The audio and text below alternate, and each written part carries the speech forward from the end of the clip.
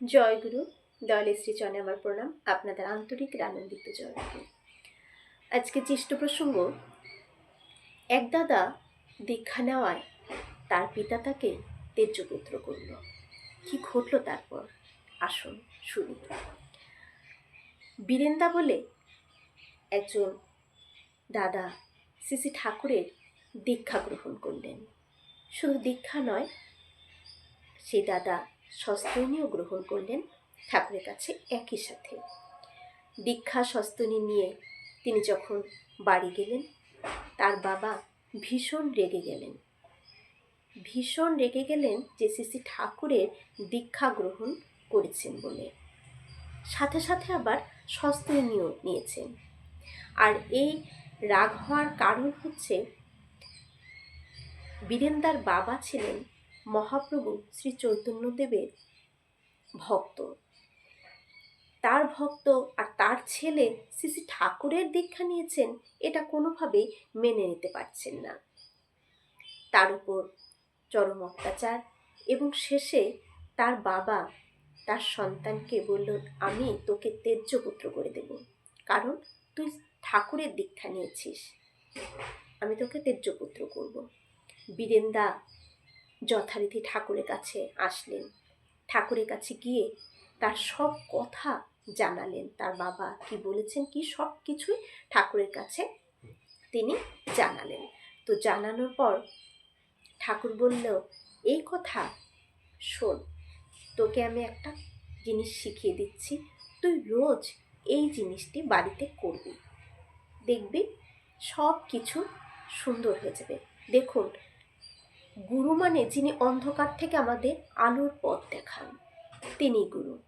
আর সদ্গুরু মানে যিনি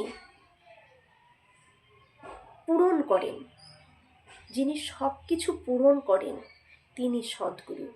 স্বয়ং পুরুষোত্তমই কিন্তু সদ্গুরু রূপে তারা এই ধরাধামে অবতীর্ণ হয়ে থাকেন।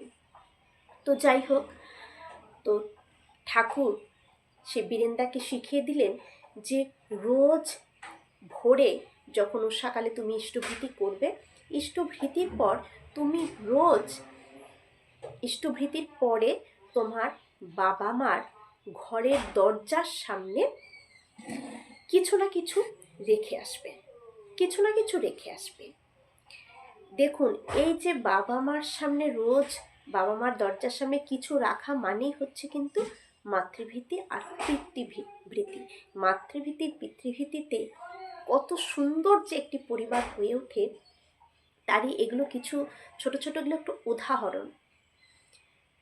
তো সেই বীরেন্দাকে ঠাকুর শেখালেন যে তুমি যা পারবে, ফল মূল বাতাসা মিষ্টি যা যেদিন তোমার কাছে থাকবে, তুমি তোমার বাবা মার ঘরের দরজার সামনে ও সকালে ইষ্টভীতি করে সেটা দরজার সামনে রোজ গিয়ে রেখে আসবে, একদিনও যেন বাদ না যায়, রোজ এটা করবে। তো যাই হোক, বীরেন্দা ঠাকুরের কথা মতন তাই করলেন।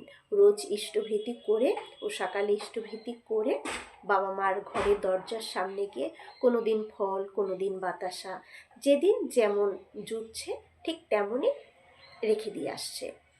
তো রোজ তার বাবা মা ঘুম থেকে উঠে দরজা খুলে দেখছে দরজার সামনে কিছু না কিছু রোজ রয়ে গেছে। কে দিচ্ছে এগুলো? কে রোজ এভাবে এসে রেখে দেয়? একদিন বাড়িতে এটা নিয়ে খুব ইস্যু হয়ে গেল যে কে এটা করছে, কে করছে, রোজ আমাদের দরজার সামনে আমাদের জন্য এগুলো রেখে দিচ্ছে। তখন বীরেন্দা বললেন, আমি রাখি, আমি রোজ ইষ্টভীতি করার পর তোমাদের দরজার সামনে তোমার আর মার জন্য আমি এটা রেখে দিয়ে আসি। তখন বললো, তোকে এটা কে শিখিয়েছে রোজ আমাদেরকে কিছু দিতে? তখন বলেছেন, আমার গুরু, আমার ঠাকুর আমাকে বলেছে রোজ ইষ্টভীতি করে বাবা মাকে কিছু দিতে হয়, তাই আমি দরজার সামনে তোমাদের জন্য এটা রোজ রেখে দিয়ে আসি। তখন বলেছে, তোর ঠাকুর শিখিয়েছে? হ্যাঁ, তা তো অবশ্যই, না হলে তো তুই তো কখনো আগে এরকম কখনো করিসনি, এটা তো তোর আগে জানা ছিল না, তুই দীক্ষা নেওয়ার পর থেকেই দেখি এটা করছিস। তখন বীরেন্দার বাবা মানে এই মা বাবার প্রতি যে এই ভক্তি, এই যে শ্রদ্ধা রোজ বীরেনদা করছে, এতে মা বাবার মনটা গলে গেল, বাবার মনটাও গলে গেল যে কি সুন্দর সংস্কার। তখন বীরেন্দার বাবা বীরেন্দাকে বললেন যে তোর ঠাকুরের সাথে আমাকে একদিন দেখা করাবি, নিয়ে যাবি তোর ঠাকুরের কাছে? তখন বীরেন্দা বললেন, নিশ্চয়ই, আজকেই চলো, আমি তোমাকে নিয়ে যাব। তো বীরেন্দার বাবাকে নিয়ে ঠাকুরের কাছে যাচ্ছেন। অনেক দূর থেকে ঠাকুর তো চৌকিতে বসে আছেন, শুভ্র বসনে, তিনি শ্বেত বসনে তিনি বসে রয়েছেন। দূরের থেকে বীরেন্দার বাবা দেখছেন ঠাকুরকে যে মহাপ্রভু শ্রী চৈতন্যদেব বসে রয়েছেন। বারবার চোখ করছে, আবার দেখছেন না, ঠাকুরকে বারবার দেখছেন মহাপ্রভু শ্রী চৈতন্যদেব বসে রয়েছেন। বীরেন্দ্র বাবা চোখ দুটো ঘষে আবার দেখেন না, আমি তো কোনো ভুল দেখছি না, ঠাকুরকে বারবার তিনি দেখছেন মহাপ্রভু শ্রী চৈতন্যদেব বসে রয়েছেন, কি ব্যাপার? তারপর বারবার এই দেখে ঠাকুরের কাছে বীরেন্দার বাবা দৌড়ে গিয়ে ঠাকুরের পায়ের কাছে গিয়ে বসে পড়লেন।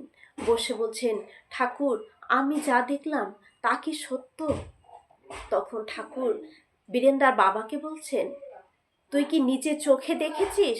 বলছে, হ্যাঁ ঠাকুর, আমি নিজে চোখে দেখেছি যে আপনি মহাপ্রভু শ্রী চৈতন্যদেব বসে রয়েছেন, আমি এটা নিজে চোখে দেখেছি ঠাকুর। তখন ঠাকুর বললেন, তুই যদি সত্যি চোখে দেখে থাকিস তাহলে সত্য, যদি দেখে থাকিস তাহলে যা দেখেছিস তাই সত্য। তখন বীরেন্দার বাবা ঠাকুরের চরণ ধরে কেঁদে দিলেন এবং বললেন, আপনি আমাকে দীক্ষা দিন, আমি দীক্ষা গ্রহণ করব। এই হচ্ছে কিন্তু ঠাকুরের সংস্কার।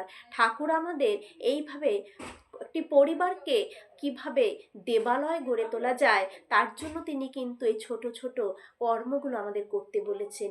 এই সংস্কারের মধ্য দিয়ে যদি আমরা ঠাকুরের সংস্কারে আবদ্ধ হয়ে চলি, আমাদের প্রত্যেকটি পরিবার কিন্তু দেবালয় হয়ে উঠবে।